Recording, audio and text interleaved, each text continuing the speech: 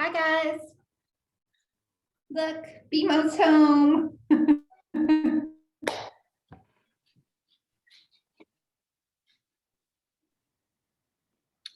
Oh. No more jumping. I'm going to wait a couple of minutes before I start class so that more people can join. Looks like I have too much eye makeup on. Yay. You like it? Thanks.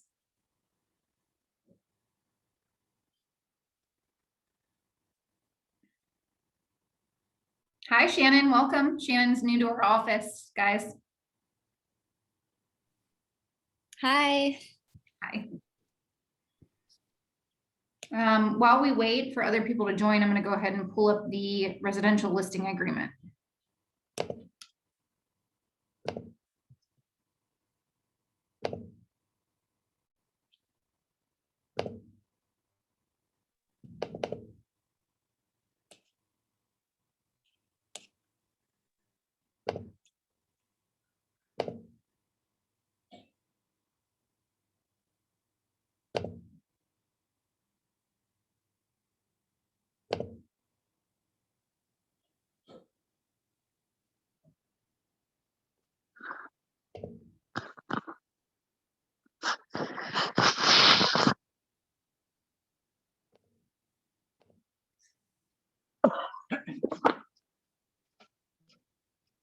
John, is that you?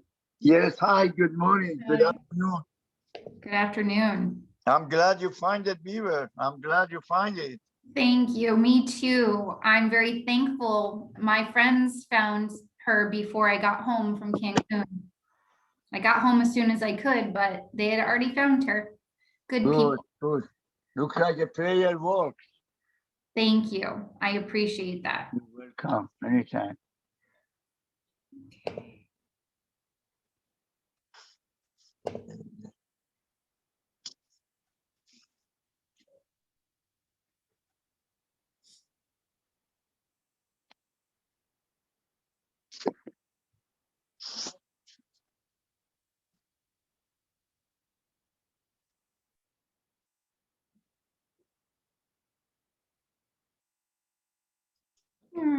Zip forms is taking a while.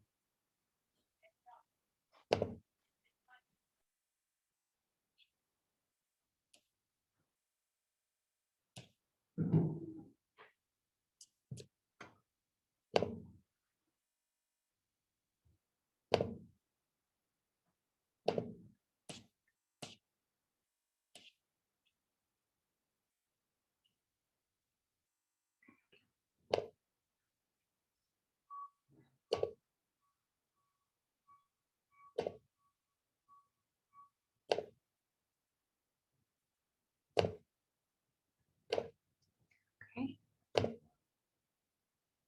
All right, guys. I'm going to go ahead and, oh, hi, Maggie. Nice to meet you. Maggie's new to our office as well. Hi, everyone. All right, I'm going to go ahead and share screen with the residential listing agreement.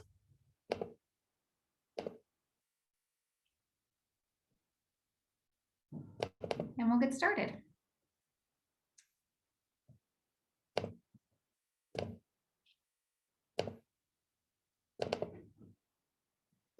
Can everyone see this? Aaron, can you see? Yeah, okay. So with all of our contracts, we always start with an automatically included disclosure. It's the disclosure regarding real estate agency relationship. It goes over the duties of the seller's agent, the buyer's agent, and the duties of an agent representing both buyer and seller, also referred to as dual representation. Dual representation does not mean just you as a sales agent. Dual representation means any two agents or one agent representing both sides from the same brokerage.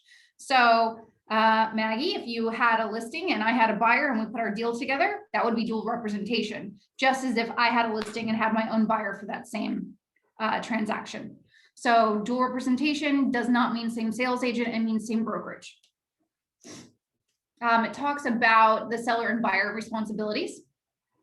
And I'm not going to go through these, but it's very important that you read all of these. We have extremely well-written documentation to assist us with our transaction. It's standardized in the state of California, unlike other states that have real estate attorneys drafting these documents. They don't always cover everything, but majority of the time they do. Majority of the time there's a zip form for that.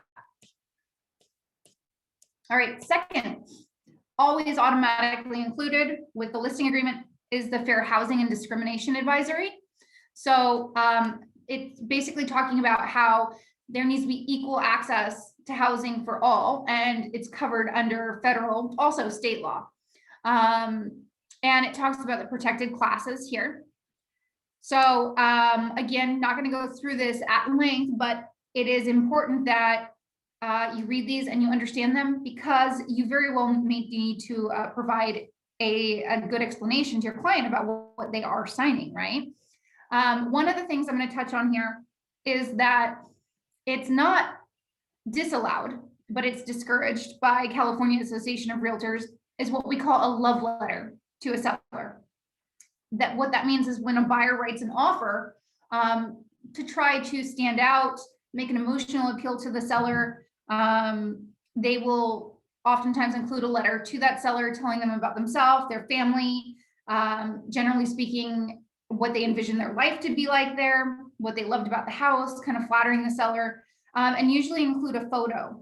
And so, you know, it's the general feeling that CAR has, California Association of Realtors has behind this, is that if a seller sees this letter and sees this photo, you know, things that they might not otherwise know, like race, or maybe they're a same-sex couple or something like that, they could be opening themselves up to discrimination somehow.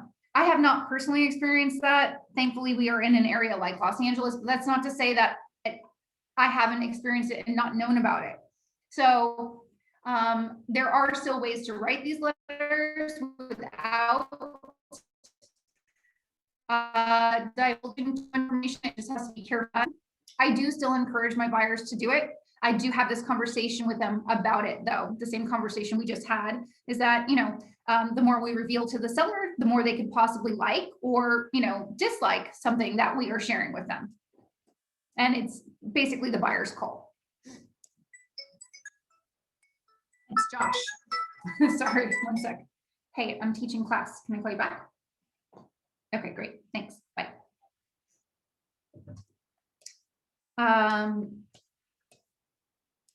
Let's move on. All right, the next disclosure that's automatically included with all listing contracts is the possible representation of more than one buyer or seller disclosure and consent.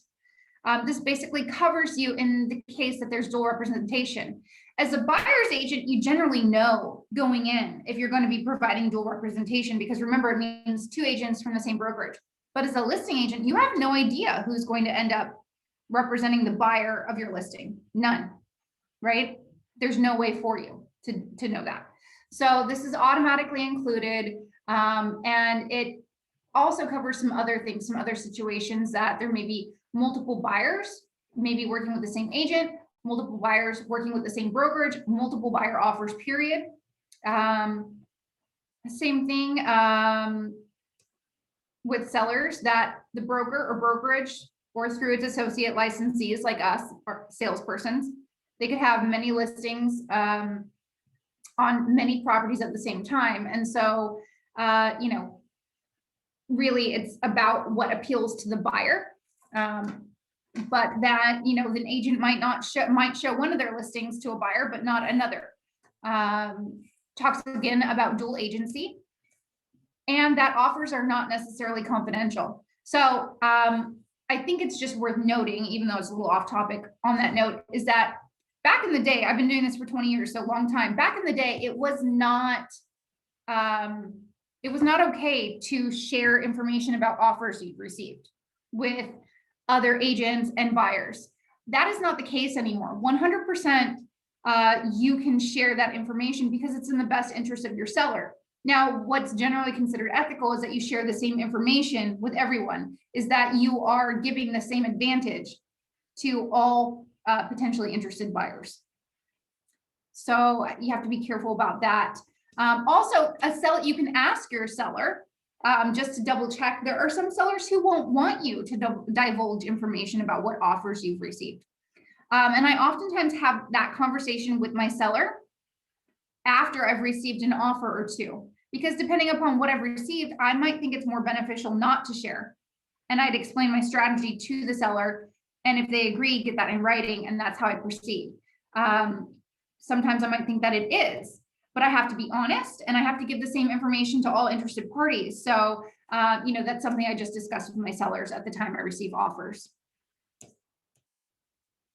Okay.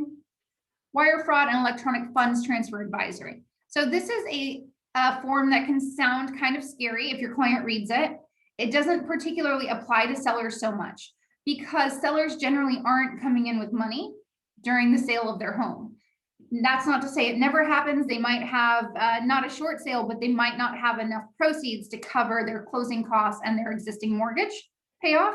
So they might have to come in with funds, but because it's included, it needs to be signed. And because it needs to be signed, we need to provide an explanation to our sellers.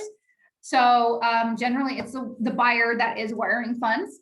What's happening is that people committing fraud are somehow finding out that there is an accepted offer or an escrow. They're somehow obtaining contact information for the principal parties. They're posing as the escrow or title company and sending them fraudulent wire instructions. It is very difficult to recover funds that are wired to the wrong place. Sometimes not possible. So it's very important that, sorry, my cat is rubbing his face on the screen. It's very important that you let your clients know that any wire instructions that come from escrow should come from an encrypted email address.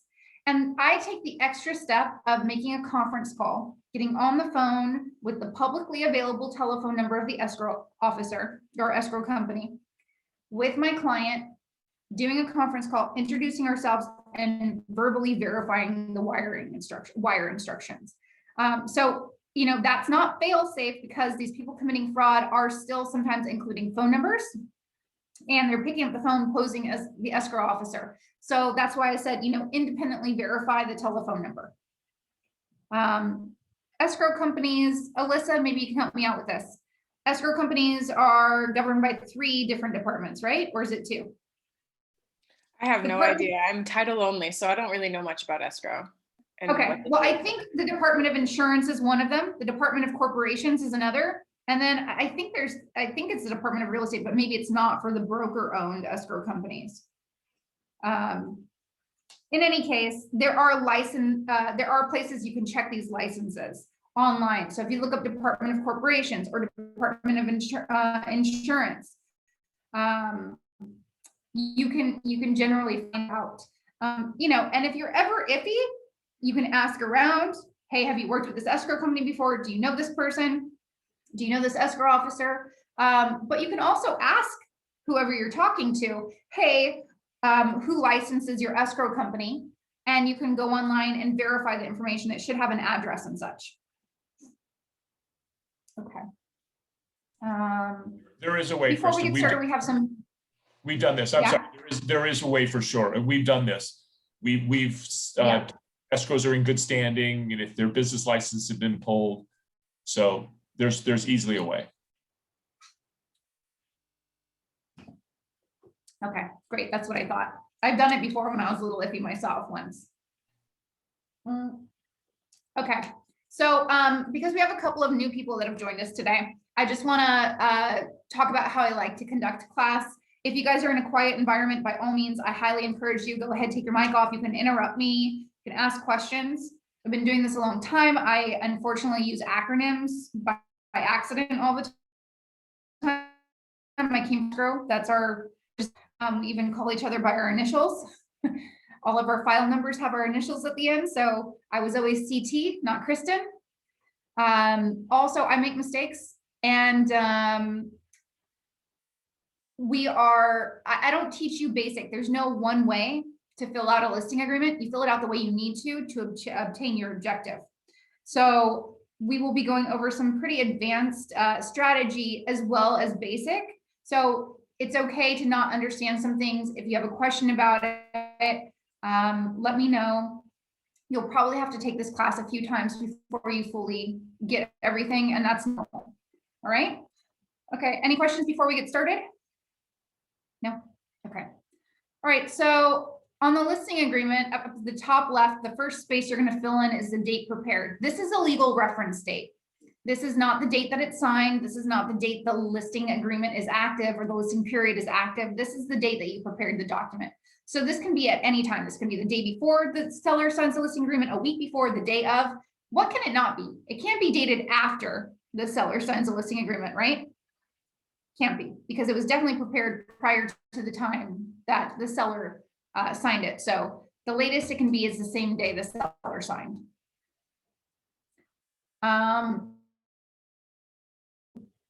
Section 1, exclusive rights. Right, so sometimes,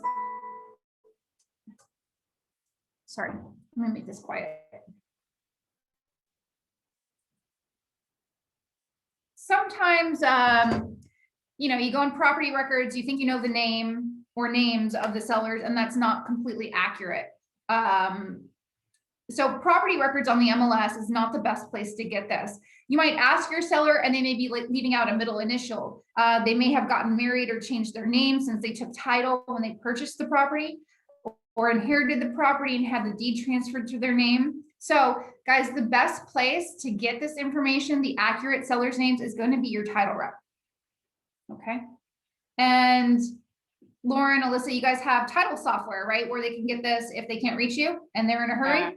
Yeah, so everyone can register for My First Stamp account. It's completely free. And all you do is you just punch in the address and all of the information will come up right there for you.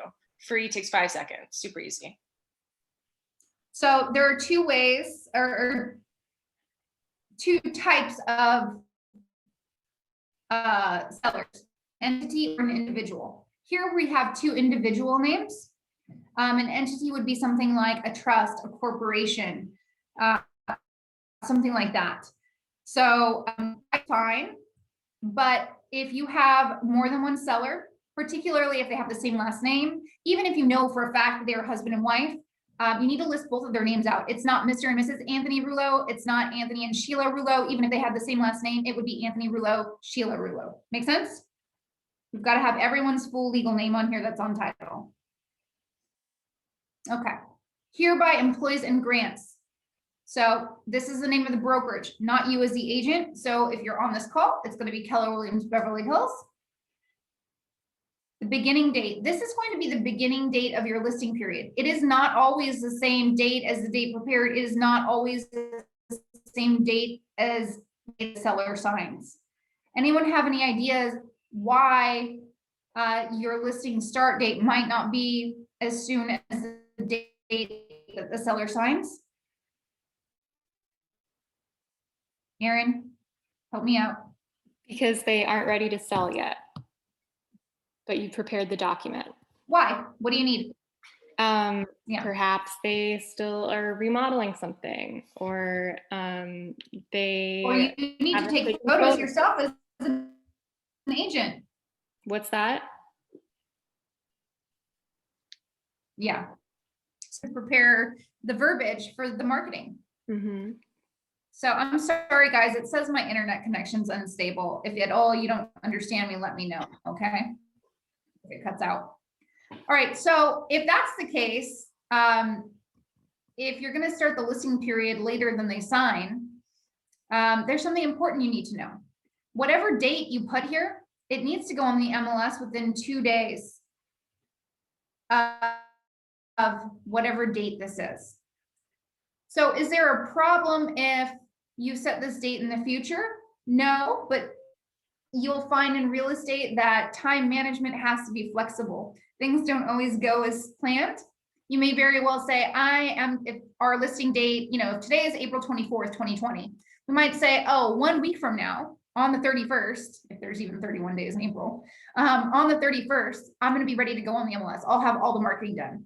So I put the 31st in here. Great. Get this all signed. I called my photographer. He can't go out there for 5 days. I can try to find another photographer, but I really like and trust this photographer. Or maybe there's another reason. So keep in mind that this date you can change and it's easy to change. At the same time, I really want to have an active listing. Why? So I can talk to all the people I work with in my brokerage and I can shop that, or I can speak with my clients directly if I know it might work for them. Of course, I have to obtain obtain permission from my clients to shop it in what's called off-market period, but it's not off-market if my listing period is active, meaning it's the same day or this initial start date. I need a week or two to prepare marketing if I have to have it on the MLS within 2 days, but it's not ready to go on the MLS within 2 days. Well, there's something called an SELM, Seller Instruction to Exclude from the Multiple Listing Service. We will talk about that a little bit later in this document because there's a section to check off for that. And what I do is I get my listing agreement valid as of the day I have it signed. I get the SELM, which circumvents that 2-day rule, putting it into the MLS. But when I know I'm ready to put it on the MLS, I use another document called Modification of Existing Terms to actually just change the date and delete that SELM, the Seller Instruction to Exclude from Multiple Listing Service.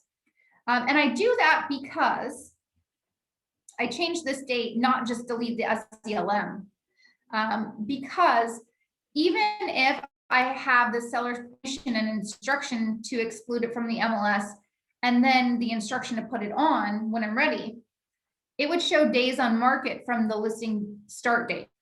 And days on market, the more there are, the less attractive a listing looks to a buyer, the more they think that price is possibly flexible. And that's not the way I want to start my listing off. So that's why I use those 2 documents. And again, we'll discuss that a little bit further in the contract, right? So after our start date, we're going to have an end date, an expiration date for our listing contract. This is typically what, guys? What time frame is this typically? 180 days. It can be 6 months. Yeah, 6 months. Exactly. That's a standard time frame, but can it be more or less? Yeah, 100%.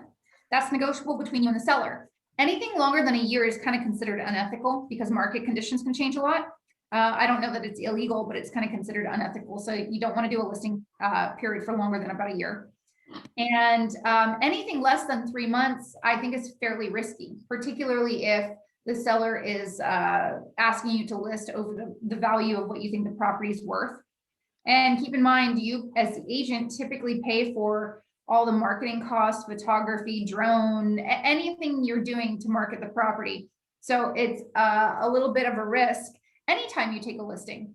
And I'll be the first to tell you, I've been doing this a long time, but there are times property I think is priced well just doesn't sell for some reason. There are times where I think I've been forced to overprice a property and it sells in multiple offers. Although I haven't had one sell in multiples in a while. That's not true. I did after many price reductions and counters, just not the easy way. So it's just a little bit of a risk. That's why 6 months is, I think, the industry standard, or that is why I think that 6 months is the industry standard. It gives you ample time to market and sell the property. Also to try to work on the seller for a price reduction if you're not receiving offers, with a little less exposure to loss from your investment costs. All right, the next line here is the property address.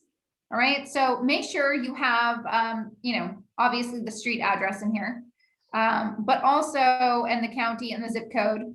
But you'll need to have, the legal city name. So the legal city name is very important, particularly in Los Angeles or Southern California, maybe other places, I don't know. It's very important because each city has special requirements for transfer of sale, or they each have differences. So maybe not special requirements, but differences. Different cities have different transfer taxes. Some don't have city transfer tax at all, just county. Also, at least in the city of Los Angeles, we have what's called a 9A building report. So some cities have building reports that are required to be obtained and signed by all parties prior to close of escrow. And then in Los Angeles, we also have what are called retrofitting requirements, and we're required to obtain something called a certificate of compliance from a licensed retrofitting contractor in the city of Los Angeles, again, through escrow, and we need it prior to close. So if, and there's something unique about Los Angeles being such a large city is we have a lot of area names. Okay, so West Hollywood is its own city, but Hollywood is not. Santa Monica, Beverly Hills, Culver City, they're all their own cities, but Sherman Oaks, Encino, Venice, Los Feliz, they are all Los Angeles. So they're all going to be required to have that 9A building report and the certificate of compliance.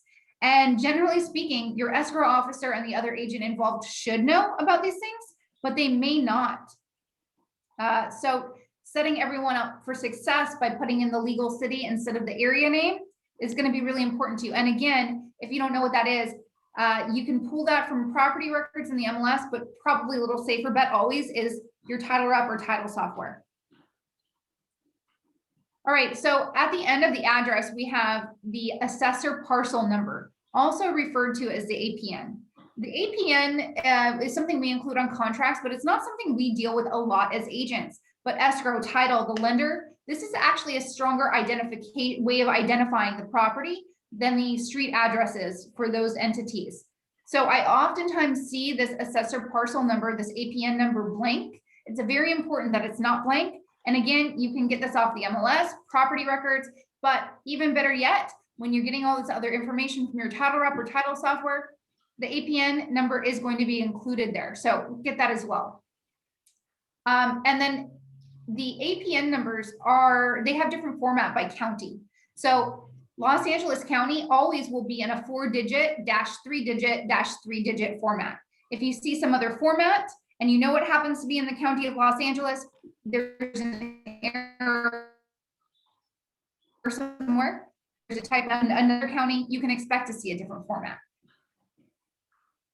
All right, the next two boxes are for, some different circumstances. The first one is the property is a manufactured or mobile home. See addendum for additional terms.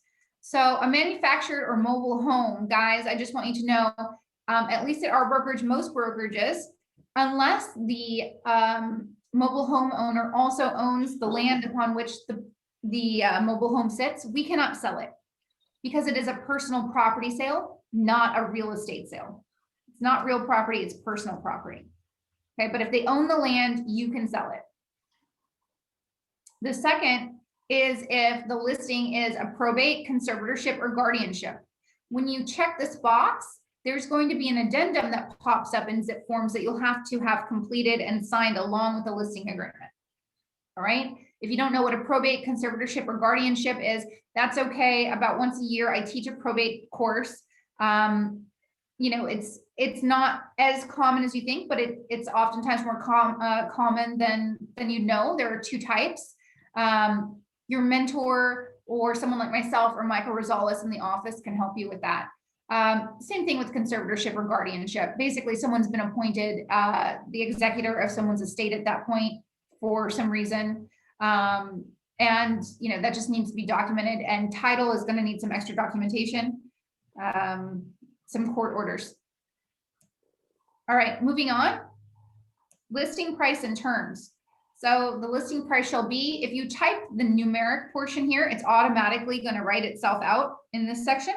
Guys, who determines the listing price? The seller, actually. Yeah. Thanks. I oftentimes get the response right away, buyer to that. All right, so we have listing price. The seller decides this. Guess what, guys? Like I said, this is your time and money investment, right? It's a slight risk for you. So is every listing a good listing?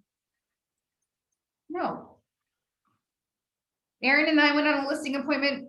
We thought this guy's house was worth like 6 million. He wanted a hard 10 for it all day long. Did we entertain taking that listing? No.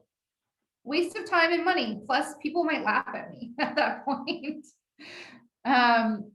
So not every listing is a good listing. And there are ways to still take a listing, even when you and the seller don't agree on listing price, that you can just take it with the blind faith that you can possibly, negotiate a lower price if you obtain an offer, possibly negotiate a price reduction with the seller. The other way to do it is under listing terms here, is you can say, if you can get the seller to agree to it, this is not common, but I want you to know about it. You can say something like, if the seller has not received and accepted an offer by such and such time, the seller agrees to reduce the price to. So basically you can have a pre-agreed price reduction in your listing contract if you wanted to. Or sometimes I write in here, this is free form, so it can be anything, but I have sellers sometimes who say, well, if you represent the buyer, you yourself personally, Kristen, if you represent the buyer, instead of, let's say the total commission for the listing is 5%. Let's say they say to me, well, if you represent the buyer, will you do it at 4%? Of course, I'd happily agree to that. Right, so I'd write that in here. What I want to tell you about free form spaces is be extremely careful. You need to make sure that the language is fully encompassing all of the considerations you need to make with anything that you're adding or modifying in this section. So again, as a newer agent, your mentor can help you with this. I can help you with this. Mike Rosales can help you with this. Hey, when I do things that are free form, I always ask people to look at it and what their thoughts are. Like, could I do this better? Is there anything I'm missing? Just think about it. Josh always talks about how none of us is smart as all of us, and asking for help is a sign of strength. And it's totally true. You never have to be, the only person who should be embarrassed is the person who made a mistake when they knew they should have asked. Moving on, compensation to broker. All right, so section 3A talks about the total commission. All right, the total commission. And what that means is the seller pays both the listing agent and the buyer's agent commission through the close of escrow. So I, as the listing agent, determine with the seller and agree to with the seller what that total commission is. And the standard, guys, in our industry is between 5 and 6%, leaning more towards the 5%. Okay, so 5% is standard. 6 is the high end of standard, a little rarer to obtain. And you're going to find, most agents will do almost every deal at 5%. But if I'm negotiating 5% total commission, that means if I'm splitting it 50-50, the way that is ethically recommended, that the buyer's agent is going to receive 2.5%. So this is predetermined before there's ever a buyer or a buyer's agent.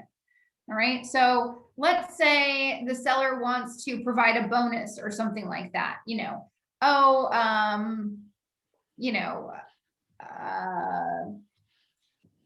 I did something special for them. I helped them prepare their house while they were out of the country before they got back home.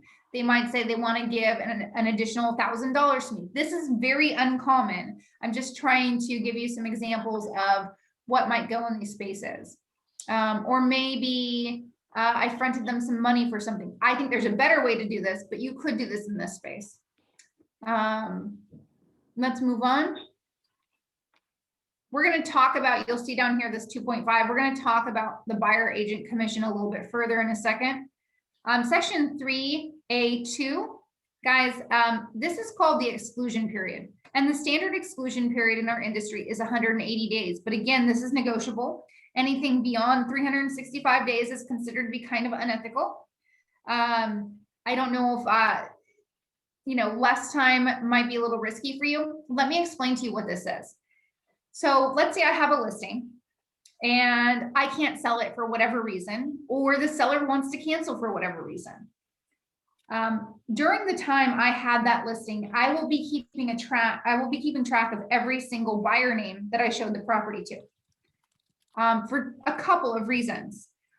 In this instance, for what's called the exclusions list. So if my listing is going to expire, or if I'm going to allow the seller to cancel an active listing agreement with me prior to the expiration of the listing period, what I'll do is I will draft an exclusions list with the names of any of those buyers. I will deliver it to the seller or sellers prior to that cancellation or expiration. It has to be prior to, it has to be in writing. And oftentimes I'm going to CC someone so that I can prove that I actually delivered this prior to the cancellation or expiration. So what happens is if I've done this, if I've kept track of these buyers' names, I've delivered it to the seller in writing prior to cancellation or expiration. If any of the buyers, their agents, or anyone really associated with them, any entities associated with them, purchase the property within whatever time frame I have written in here that the seller signed off on, I am still entitled to the listing agent side of the commission. Okay. And this happens more often than you'd think. I have seen this happen dozens of times in my career. Dozens of times. So what happens in this instance is that you, as a previous listing agent, would actually be reinserted into the deal and you would represent the seller. I suppose their existing listing agent could do so, but it specifically says within the language here is that the buyer, or sorry, the second listing agent has no obligation to represent the seller at this point, but you would if you're taking the commission. Sometimes you will find out about this after the sale has closed. So at that point, it's between your brokerage and the second or third or whatever listing agent's brokerage it was to negotiate that payment. And even though as the first listing agent who provided that exclusions list, you're entitled to 100% of the commission, it's typically, you know, the second or third or whatever listing agent has done the job, it's typically negotiated and you would generally split it. But again, it's negotiable, it's between brokerages. Let's see here.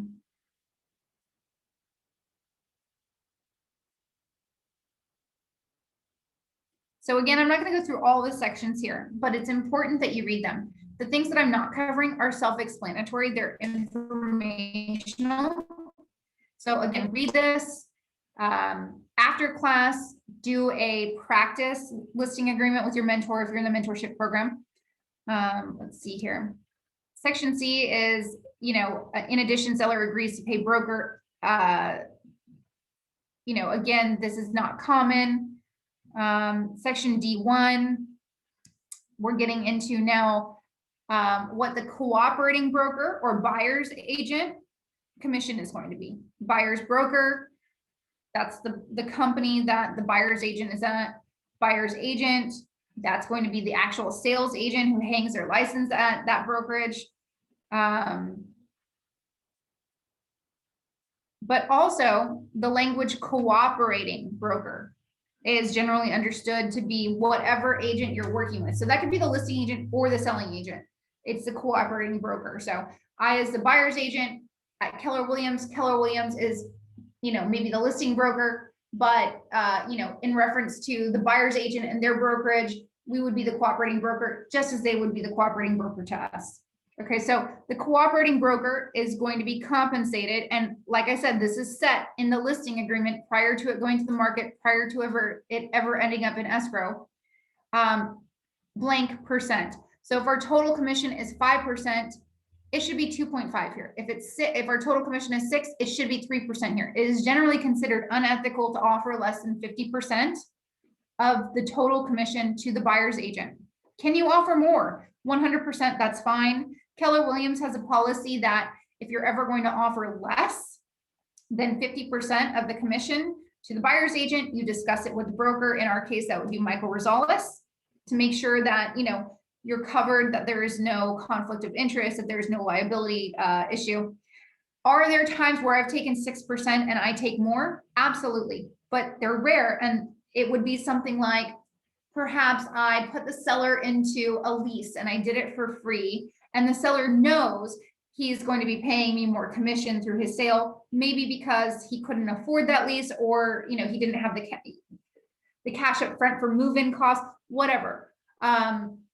Perhaps he just preferred to pay, he or she preferred to pay it through their sale.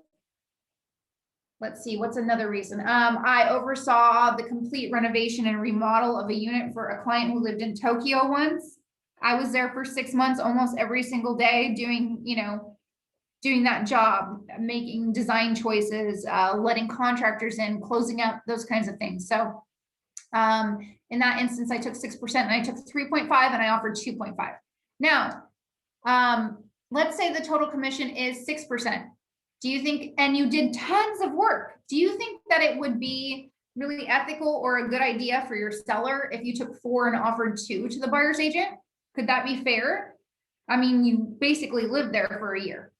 It's probably not the best idea, probably not considered ethical. And the reason for that is it is standard that a buyer's agent receives a minimum of 2.5% commission. That's not always the case.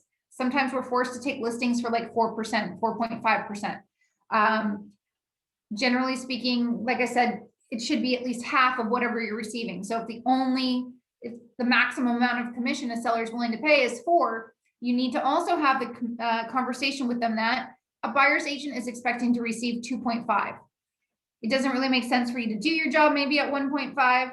So, maybe you can talk them up to 4.5, something like that. But the reason for that is because it is possible, although illegal and unethical, it is possible that buyer's agents will not show your listing to their clients or bring it to their attention as readily because it is a less than standard commission. So do I see less than 2.5? Yes. As a buyer's agent, do I have to accept less than 2.5? Yes, I have to accept whatever is on the MLS that was pre-agreed to. But I should be expecting that, if it was at all possible to provide me with 2.5, it would be 2.5. And I, as the listing agent, even if I was taking less, I would still offer 2.5 to the buyer's agent. I would hopefully get the seller to agree to increase the commission, but I'm going to offer 2.5 unless there's just no other way, because I want buyer's agents to show the listing. All right, moving on. Also in all the commissions, there's a secondary option for a flat rate. This is highly unusual. It does on occasion happen. If you're going to do a flat rate commission versus a percentage commission, you'll need to talk to Michael Rosales, our broker, and get permission for that. Okay. Let's see. Okay, section F1 is important because we talked about an exclusions agreement. What if you were not the first listing agent? What if it was you who was the second listing agent?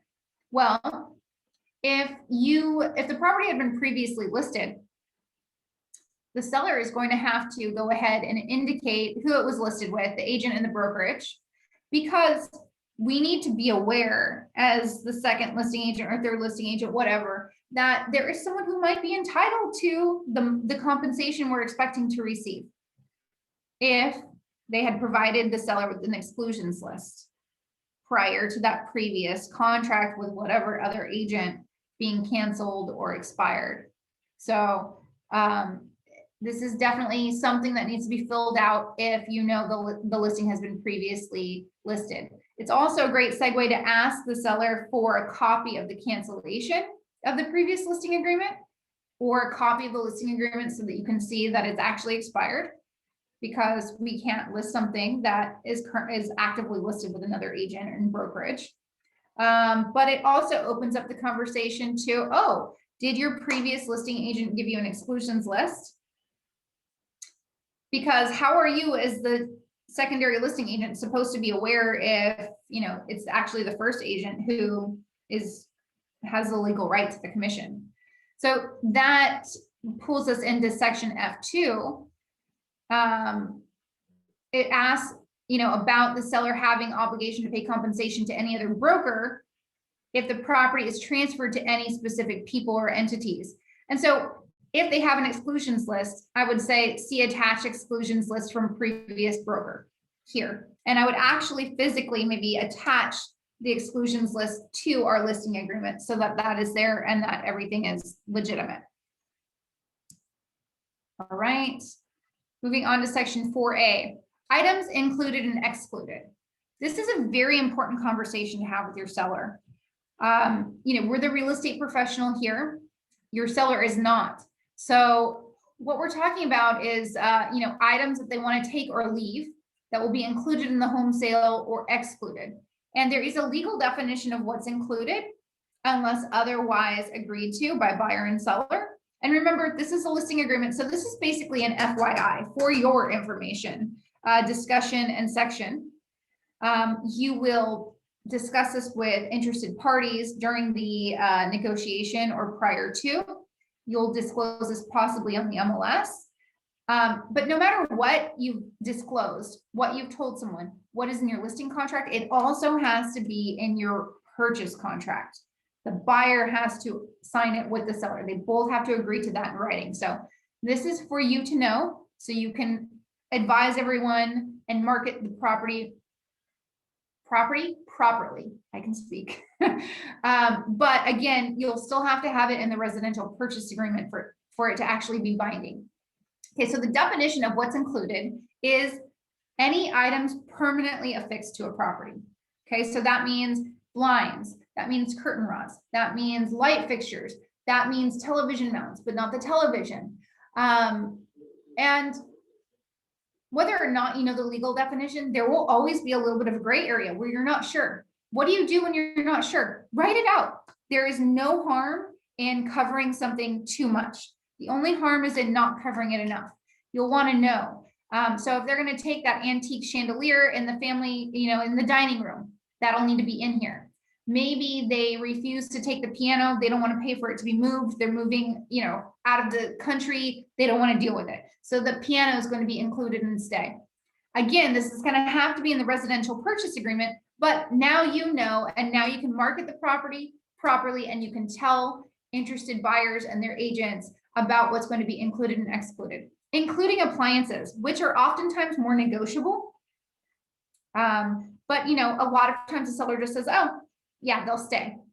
But sometimes they say, I'd like to take them, but if it's a great offer, I'm happy to leave them. So it's a negotiable thing, but you'll know, and that's all you need at this point.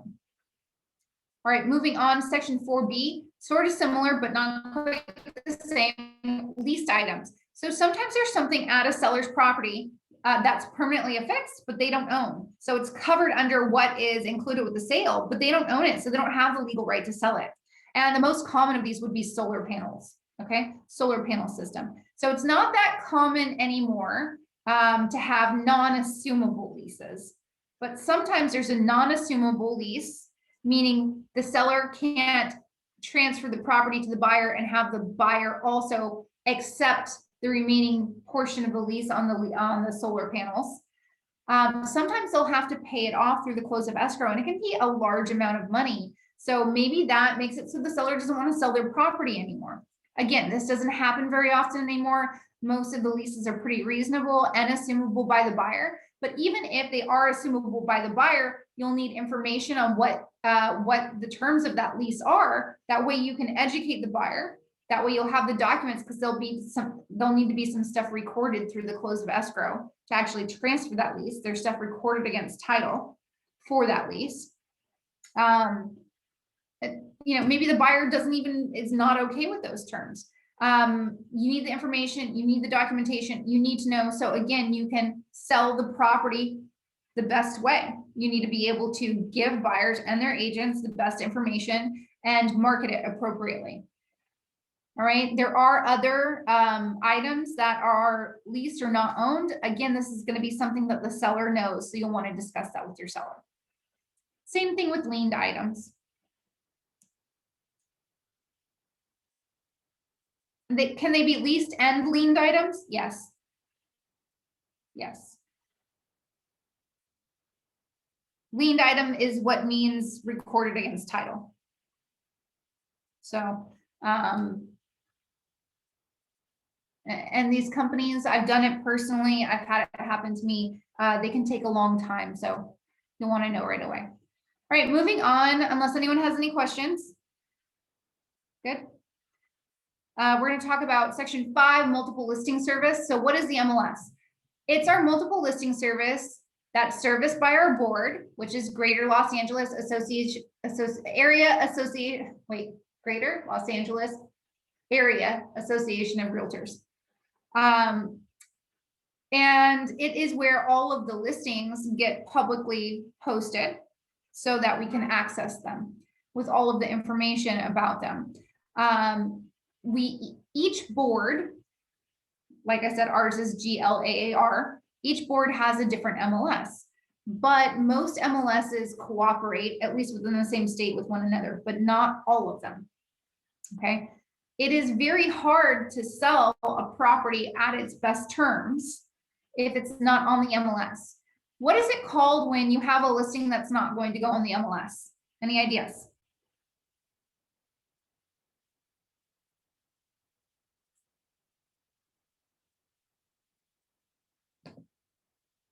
Yeah. Off-market listing. Or pocket listing. Both are right. Yeah. So I got some stuff in chat. I do see when I get a chat message, guys, but because I'm doing screen share, it takes me a couple seconds to access it. So I'd much prefer if you're able, if you could verbally let me know your answers. But yes, pocket listing or off-market listing. If you don't have a signed listing agreement, do you have an off-market or pocket listing? No. You must have a signed listing agreement to have a pocket or off-market. Could you have a lead that could result in a sale where you represent the seller without a signed listing agreement? Yes.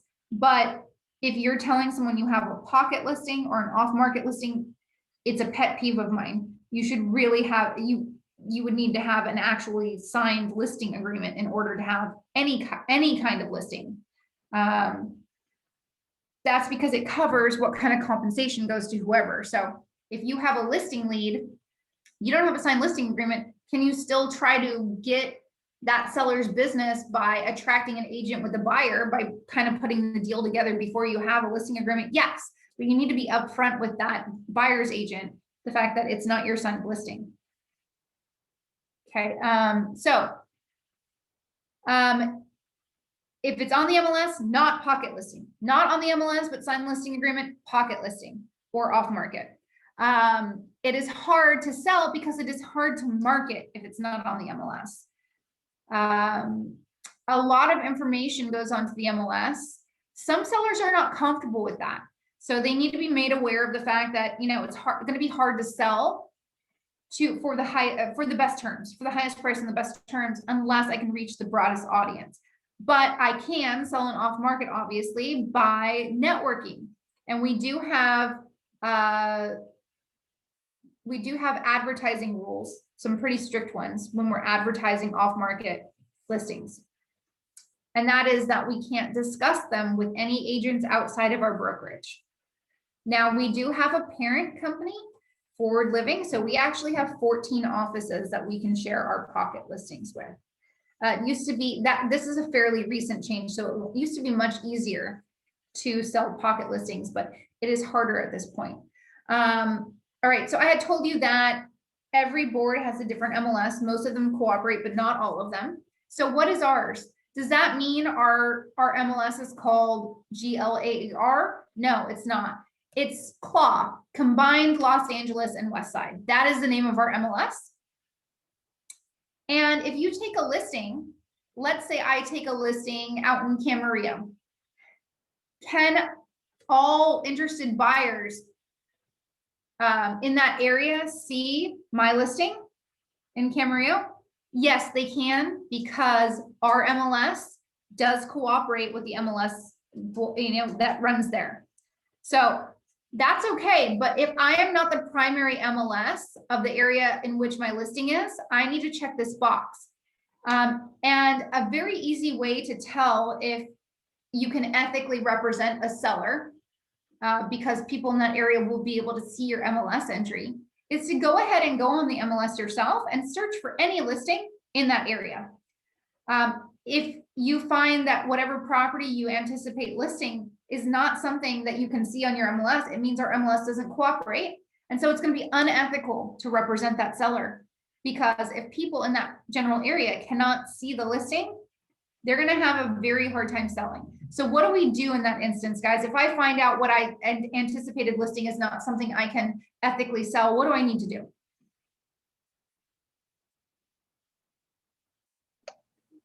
You get a CLM What? for if you don't want to put it on MLS. to be No. listed, no. The sellers want it to go on the MLS. It's just no one in their area will see it on my MLS. What do I do? You have to partner with another agent in that area. So I can co-list with another agent in that area, or I can refer the business out. I can refer the business out. And I would probably more likely refer the business out because if it's an area that's not cooperating with their MLS, I can guarantee it's going to be a very long drive to get there.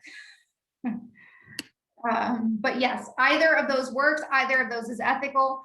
But whether or not your MLS cooperates, you do just need to check this box if yours is not the primary.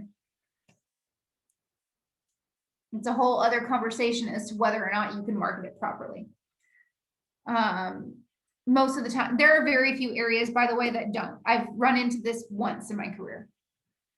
So 6 talks about the benefits of using the MLS. We already talked about that more buyers are going to see it, which means they'll probably have, they might sell faster, they might sell for a higher price. The more exposure there is to buyers, the more likely they are to obtain those objectives. We already talked about not listing property in local MLS. Again, that may or may not be detrimental to the seller. It depends on whether or not that area that the listing is going to cooperate, if it does cooperate with your MLS. Why are they asking this? They're asking this because very soon we're going to talk about that SELM document I told you I use when I want a listing to be active, but I want to stall its entry onto the MLS. Right, so we'll go back to 7 here, public marketing of property. Okay, so I told you about pocket listing regulations, like marketing them within your brokerage.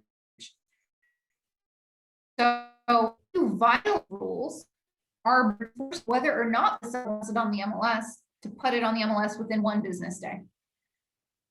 So let's say you accidentally posted your pocket listing on your social media.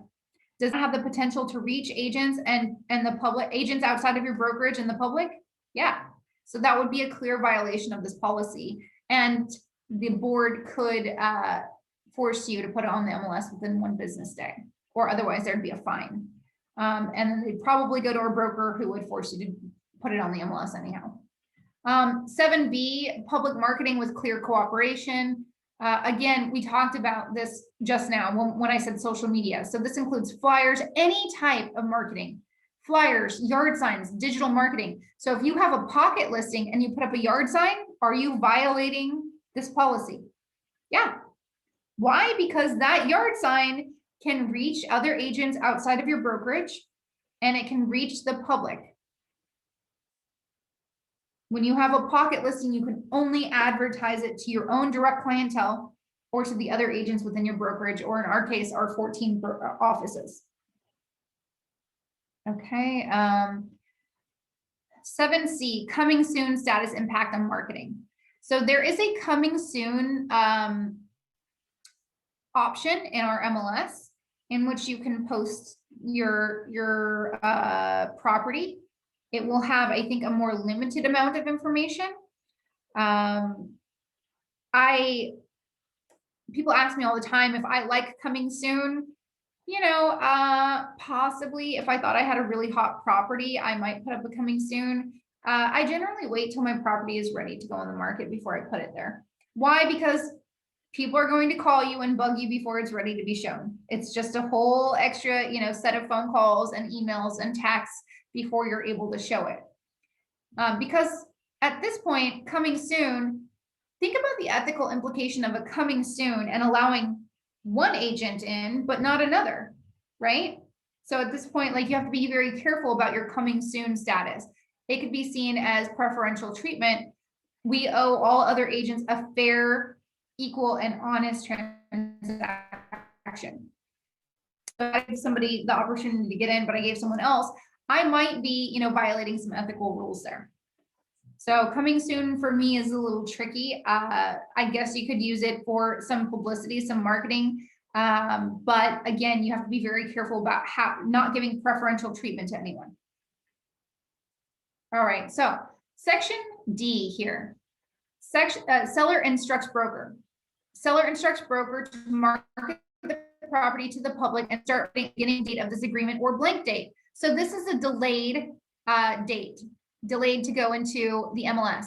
And in this case, the SELM or seller instruction to exclude from the multiple listing service is required. So we can put this date in here, but I generally don't, because I have that SELM because I don't know when it's going to be ready for the market.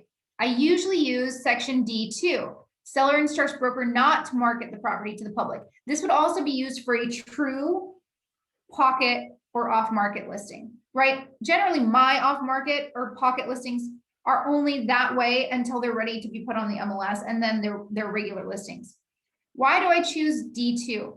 Well, because my workaround that I use, when I'm ready to go on the MLS, I draft an amendment to existing terms. I delete the SELM and modify the start date of my listing. So I basically kind of reset everything to the way I wanted it to. I played the documents, you know, I kind of played the system of the rules so that I could get everything I wanted and not violate any of them. Does that make sense to you guys? Do you want me to explain it again? Recognition? Come on, guys.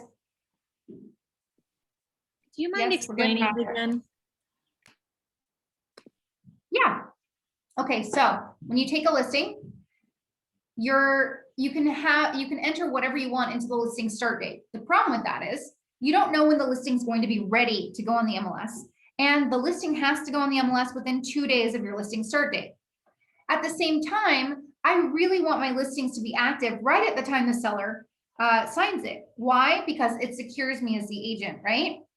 It also gives me the ability to shop it within my own brokerage or shop it to my own buyers. But how do I get around that? Because I'm definitely, if they're just signing my listing agreement now, I don't have photos, I don't have verbiage. It generally takes me 1 to 2 weeks to get a listing ready to put on the market. Okay, so that 2-day rule is circumvented using that form SELM, seller instruction to exclude from the multiple listing service. So I have them sign that.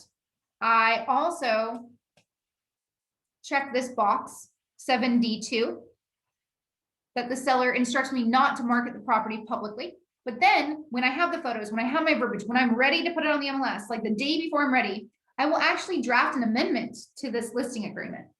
And in that amendment, an amendment means anything that's going to change the terms. We have a special one called amendment of existing terms, or no, modification of existing terms, I think, for listing agreements. In that modification of existing terms, I'm going to delete the SELM like it never happened. And let's say I'm ready to list the property on the MLS tomorrow, April 2nd. I am also in the addendum going to say,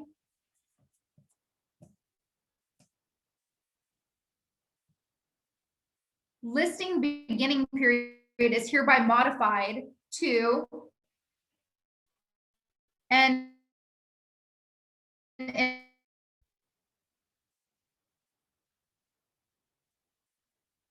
did we get that?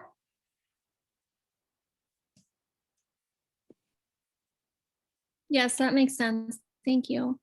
Okay. Yeah, you're welcome. All right. Let's see. Property or property address, feature opt-outs. I've never had anyone do this, but under section 8, so the MLS feeds to all these different websites, which is great for a seller. It goes to Zillow, it goes to Redfin, it goes to all these sites that buyers seem to prefer to use versus actually looking at our MLS listings, which is really annoying, but you know, great for marketing purposes of a listing. So there are ways to opt out of this.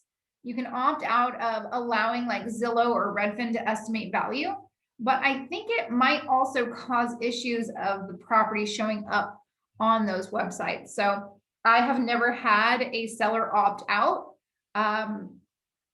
If you have a client who's concerned about this, I would highly recommend, you know, contacting the MLS, asking them how this works.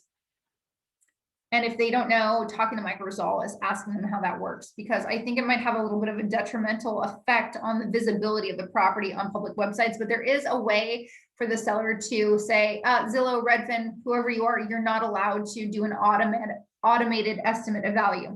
You guys know what that is, right? That's like that Zestimate, which is, by the way, one of the most inaccurate forms of estimating property value there is. So Zestimates are completely worthless. Any of those automated evaluations are. Okay. Christine, I'm sorry, do you have control over it, over that, not Zillow and the Redfin, not to advertise for you, or what? We have no control over his estimate. We have no control over what they How do evaluate. you protect yourself? How do you protect the seller? I mean, I don't need to protect them. I did the CMA like a good listing agent. I know the value of their home, right?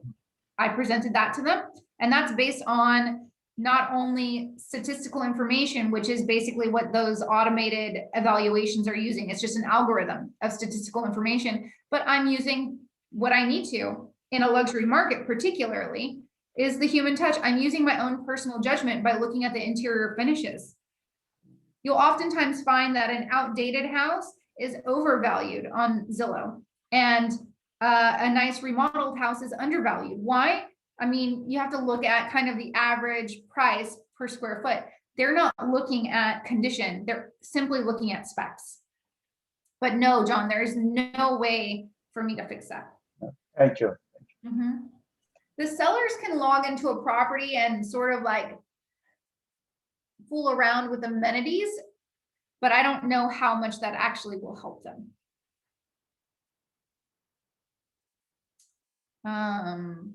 And I wouldn't recommend that the seller goes in there and plays with it.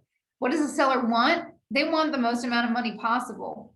So, you know, they might go in and state that there's stuff at the property that's not actually there. And I don't know if that would get to the public somehow. And that's kind of misleading, right? So, let's see here. 9 is about seller opinion. It's not ethical for a seller to hire you without advising about anything that might affect their ability to sell, you know, being sued, delinquent, you know, payments, mortgage, lien, like, you know, is a property in process of like pre-foreclosure, is there any pending bankruptcy, stuff like that. 10 goes through broker and seller's duties. It's basically agent, you know, you're going to actually try to do your job and do it correctly and do it well and obtain the objectives of the seller. And that the seller, you know, is to act in good faith, that if the agent brings them an offer that meets all of their requirements, that, you know, they should accept it, that they need to be reasonable about allowing people to see the property. Showings are important to selling, that kind of a thing. Section 10D, this is rare, but it does happen on occasion, is you might say to the seller, I will take this listing, but only if you will get an inspection report on the foundation. Why might I do this? Well, I'm only going to do this if I'm extremely concerned that there's a huge problem and it's very apparent to me that there might be a huge problem. And this is advantageous maybe for the seller also, because the seller will have an estimate that they trust as to what's an evaluation of what's going on and an estimate as to what the cost might be to repair it that they trust from an unbiased source who's, you know, not of the buyer's hiring. But also so that you can price it and market it appropriately. It is much easier for me to put a property on the MLS and say that there is a foundation issue, actually put the inspection report on there. Here's the report. The estimation is that it's going to cost $100,000. The listing price actually reflects, you know, that $100,000 repair. And so I'm trying to preemptively protect my seller's sales price. Would I do this with everything? No, just a huge issue. In most cases, I would actually, if the seller has the money and the ability, recommend that they probably have a major issue rectified before we list the property. But again, I'm only recommending this, and I'm probably not even doing it on the contract. It's probably more of a conversation. Is that, hey, I don't think we should list the property until we have this report. Because I want to protect your sales price. Because we should know what's going on and we want to be able to trust that the opinion of whoever gives us an evaluation of what's going on, you know, is actually, you know, working in our best interest or giving us an honest opinion. So you can do this with any kind of report. Let's see. So use an indemnification that, you know, the broker is not responsible. Broker would include us also. The agent's not responsible for any damages or claims from information that the seller knows but fails to disclose. So it is not we're not liable for anything the seller knowingly fails to disclose or hides. Okay. 11, deposit broker is authorized to accept and hold on seller's behalf any deposits to be applied towards the purchase price. We don't do this anymore. Back in the day, we used to actually take physical checks with the offer from the buyer. And as a listing agent, you would put them into your broker's trust account. And if the seller accepted that offer, you would then transfer it back out to the escrow company. Well, guess what? Thankfully for us, because it was a really big pain in the butt to do. Thankfully for us, escrow companies stopped accepting checks or cashier's checks. They only accept wire now. Yay, because I hated doing this. Yay for you. I just want you to know what it is. Because you'll have buyers that come in from other states sometimes. And it is still common practice there to write a check and they are kind of blown away, or sellers who are kind of blown away because maybe they bought 30 years ago and a check was acceptable at that point. It's not anymore, so we don't have to do this. Yay. We talked about that agency relationship disclosure. So any of the disclosures attached are going to be referenced in the contract here.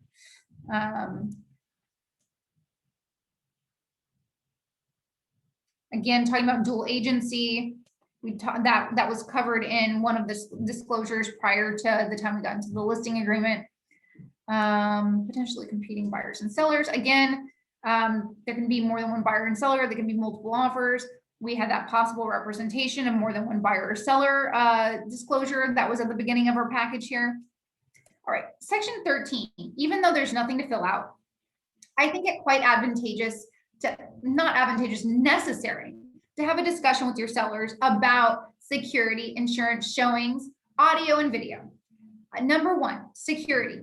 So if we have people in the property, whether or not it's an open house, good Lord knows if we ever have those again, I hope we do soon. Or showings, we can't guarantee that we're going to be with every single person in the party that's viewing the home at all times. It is possible that someone enters the home and takes something.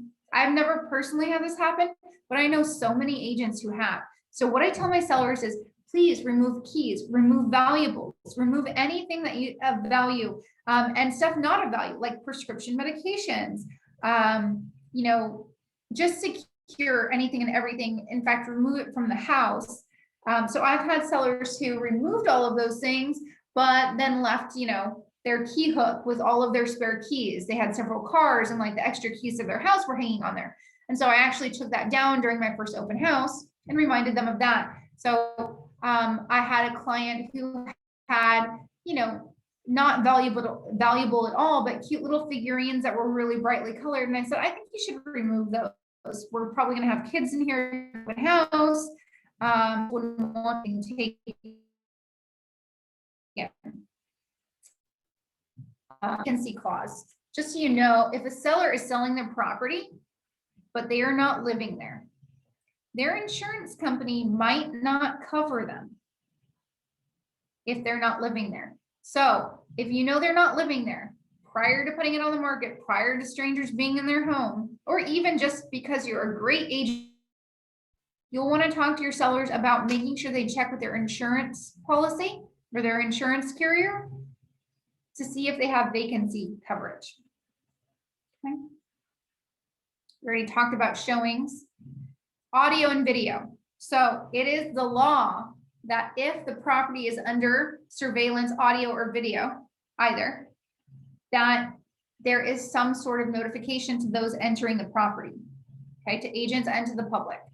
So you'll need to post a sign. But I'll tell you this, as a small female agent, I myself, I ask my clients for permission to post a sign saying the property is under audio and video surveillance anyhow.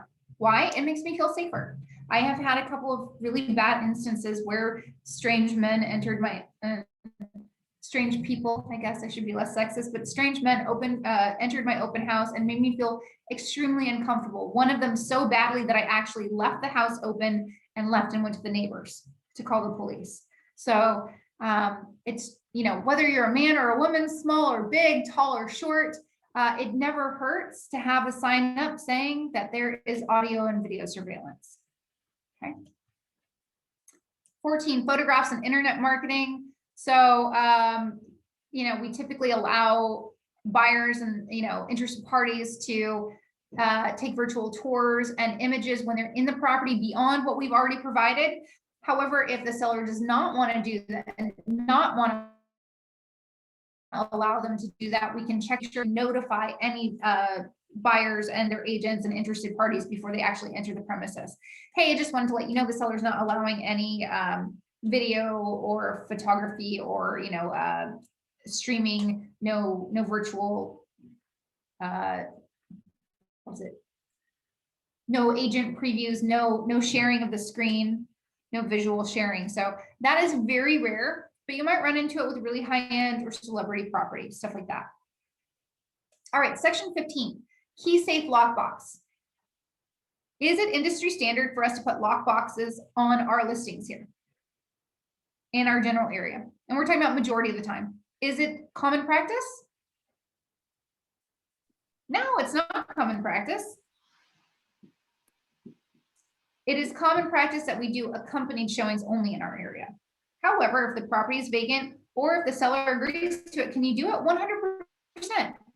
Is there anything wrong with doing it that way? No, I do think it is probably easier for a buyer to miss something of potential value that might interest them. It's probably going to hurt your chances to some degree of selling. You're probably going to miss out on some potential business yourself as a listing agent.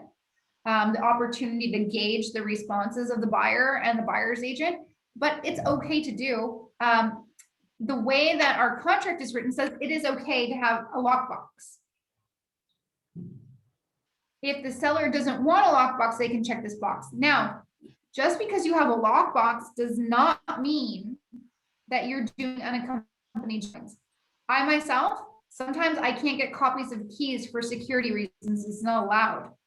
So I will keep a lockbox at the property, but only myself and my team agents will have access to that lockbox. And that's because it would be very difficult for us to coordinate getting the keys around to, you know, the different, each one of us, because one of us might cover a showing because someone has to be somewhere else at that time. So when my clients say, I don't want you to use a lockbox, I will ask them, give me just a second, you know, don't check that yet.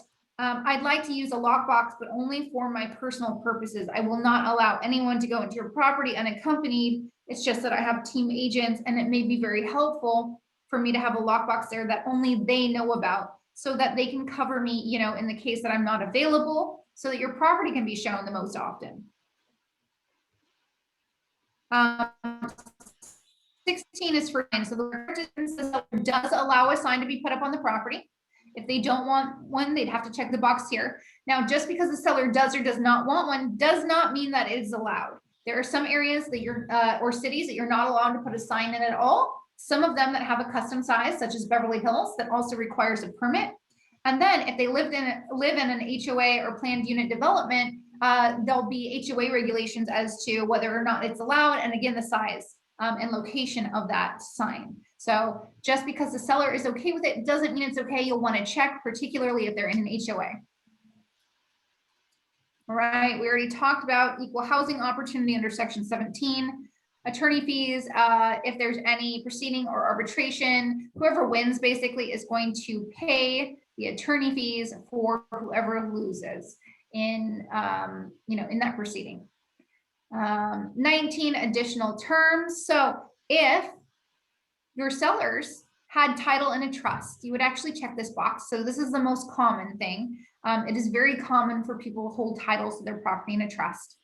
So there'd be a trust advisory. It's just something for them to sign. It will auto-populate in zip forms. And you'll just attach that as part of the listing agreement.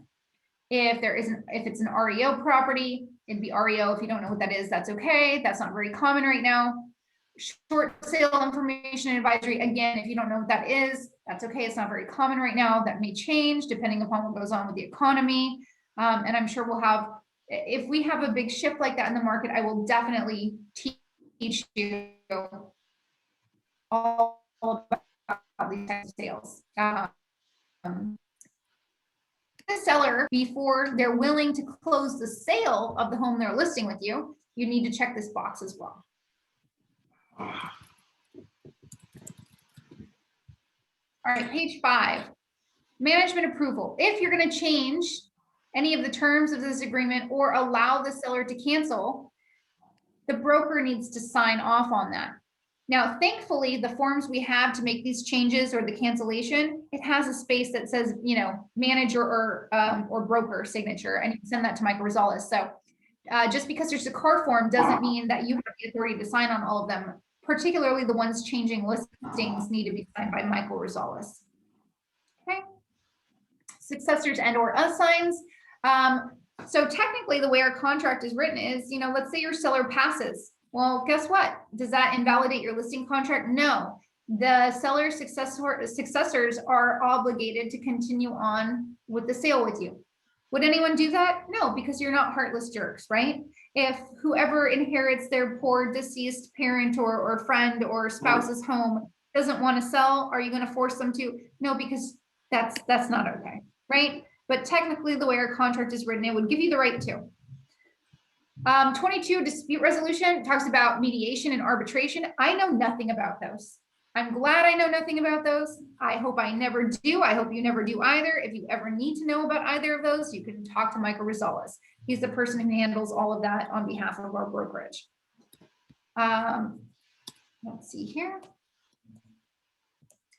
Entire agreement. So any discussions, negotiations, or anything that happened before this listing agreement was signed are superseded by this agreement. So that means if you and the seller talked about, let's say you drafted this and you put 5% commission in or 6% commission in, but you know, the seller in an email a week before or a week after you sign it says they're going to give you an additional amount of money for some reason.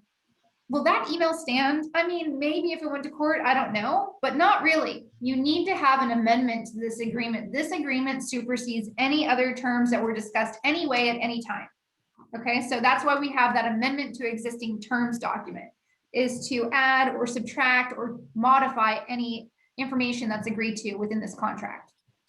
24, ownership, title, and authority, just as the seller warrants that they actually are the seller and that they have the authority to sell the property and nobody else does. And that if anyone else does, they need to sign this agreement. So if you have 3 sellers on title, how many sellers need to sign your listing agreement?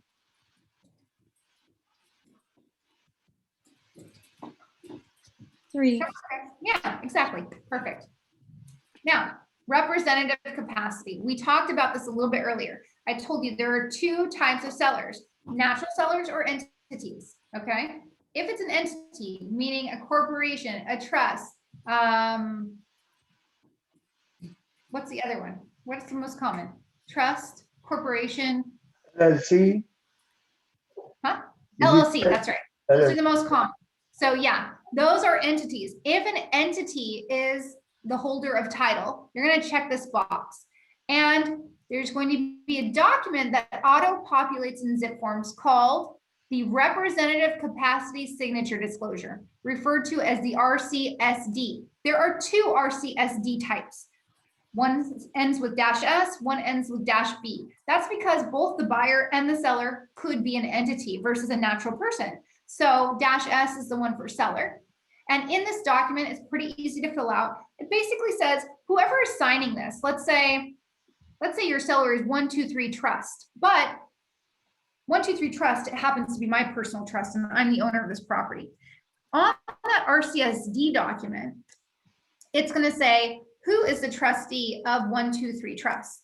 And I can write in there, Christen Tull, and I am the trustee. It's just explaining who I am in relation to the entity and why I have authority to sign on behalf of that entity. Your seller is going to go ahead and sign here. You're going to go ahead and sign here. There's a seller's advisory.